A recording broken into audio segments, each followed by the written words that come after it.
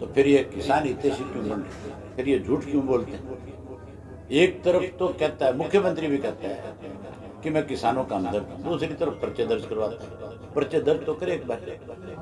आप ये मान लो अनिल विज की दाढ़ी नहीं बचेगी, 100% लोग एक एक बाल निकालेंगे। चलो दुष्यंत प्लीज की तो कमजोर ना हो जाए। आज जो जीडीपी है जो लगातार गिर रही है, अकेला किसान है जिसने इसको रोक करके रखा है, जिसने इसमें बढ़ोतरी करी है। अगर उसको उसकी ज़मीन बेचने पे मजबूर करेंगे, अगर उसको उसकी फसल के सही दाम नहीं मिलेंगे, तो फिर वो किसान अपनी ज़मीन बेच करके फिर इस सरकार के खिलाफ बड़ी लड़ाई लड़ेगा। कल एक बड़ी हैरानी की बात देखने को मिली। हमारा मुख्यमंत्री भी कहता है कि मैं किसान का बेटा हूं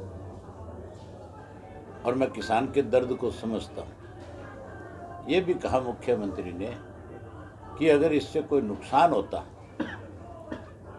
तो फिर मैं किसान के साथ खड़ा हो जाता, मैं भी इसका विरोध करता। अगर मुख्यमंत्री को किसान का इतना ही दर्द है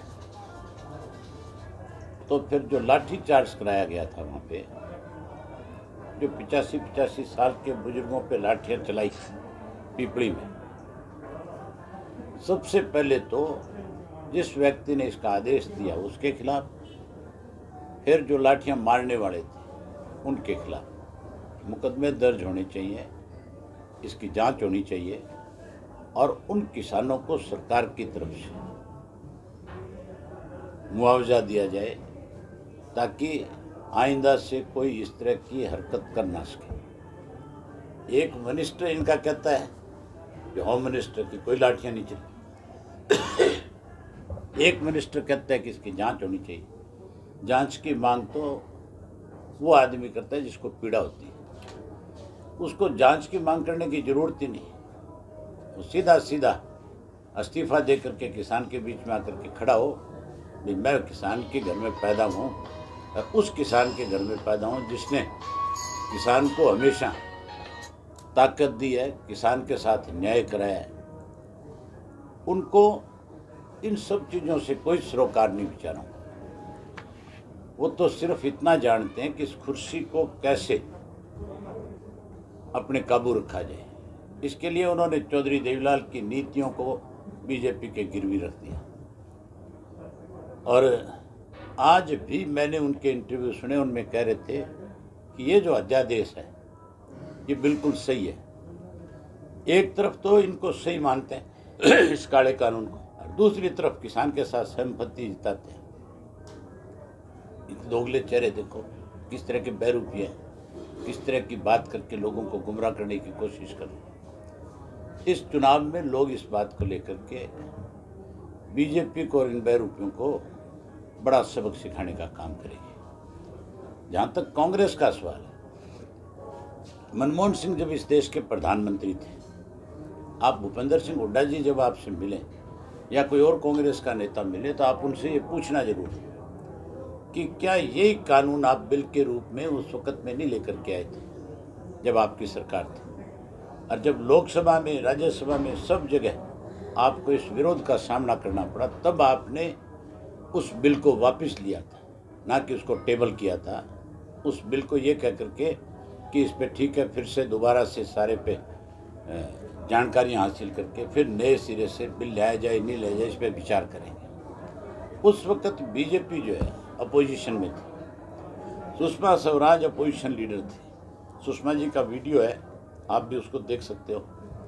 उन्होंने बहुत अच्छे ढंग से इसका विरोध किया। एक एक चीज़ जो है, कैसे किसान का पक्ष, कैसे व्यापारी का पक्ष, कैसे मजदूर का पक्ष रखा जाए, उन्होंने अच्छा ढंग से उसको लोकसभा में पक्ष रखने का काम किया था। जब कांग्रेस इसको लेकर के आ रही थी तो बीजेपी विरोध कर रही थी, अब बीजेपी इसको लेकर के ये तो कांग्रेस विरोध कर रही है। नीयत दोनों की एक है कि किसी तरीके से बिल आए, ये लागू हो। इस बिल को लागू कराने में कांग्रेस ने सबसे बड़ी भूमिका निभाई। लोकसभा में कांग्रेस पार्टी ने इस बिल के अगेंस्ट वोटिंग करने की बजाय वहाँ से वॉकआउट करके बाहर निकल गए। वॉकआउट का मतलब है आप सरकार की मदद कर रहे हो। अगर वोटिंग हो रही है, आपको पता है कि इस पे वोटिंग होनी है, आप वॉकआउट करके जा रहे हो, तो आप अपना वोट नहीं डाल करके एक तरह सीधी सीधी सरकार की मदद कर रहे हो कि सरकार कहीं गिर ना जाए, कैसे ये बचे, इसके लिए आप बाहर आ गए। नंबर 2, जब ये बिल टेबल किया गया था उससे पहले इस बिल को पूरे देश की हर सरकार के पास इन्होंने भेजा।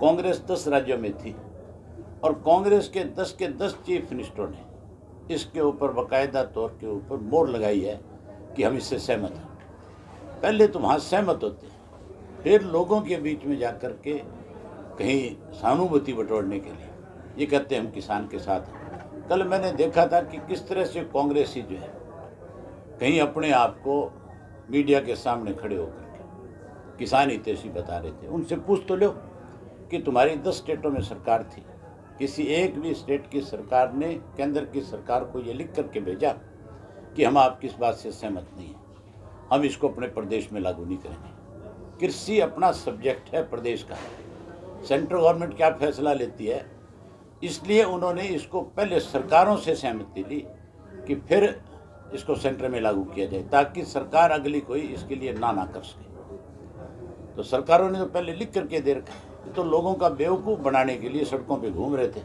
बिना मतलब उंगली कटा करके शहीद हो रहे थे। ये किसान के हित से नहीं, ये किसान के दुश्मन है। अब 100% किसान को अपनी लड़ाई स्वयं लड़नी पड़ेगी और जो कोई किसान हितैषी होगा उसको किसानों के साथ अपना राजनीतिक दल को अलग रख करके किसान के नाते उसके साथ खड़े होकर के इस लड़ाई को लड़ना पड़ेगा। और मैं ये मान के चलता हूँ कि लड़ाई छोटी नहीं होगी, ये बहुत बड़ी लड़ाई होगी। इस लड़ाई में केंद्र की सरकार को भी और प्रदेशों की जो सरकारें हैं उनको भी उसके आगे घुटने टेकने पड़ेंगे। ये बिल वापस होगा, ये बिल लागू नहीं हो सकता। सर, विरोध के बावजूद 2 बिल पास कर दिए गए कल, जहाँ एक तरफ तो विरोध हो रहा था, किसान बड़ी संख्या में विरोध कर, उसके बावजूद 2 बिल पास कर दिए गए।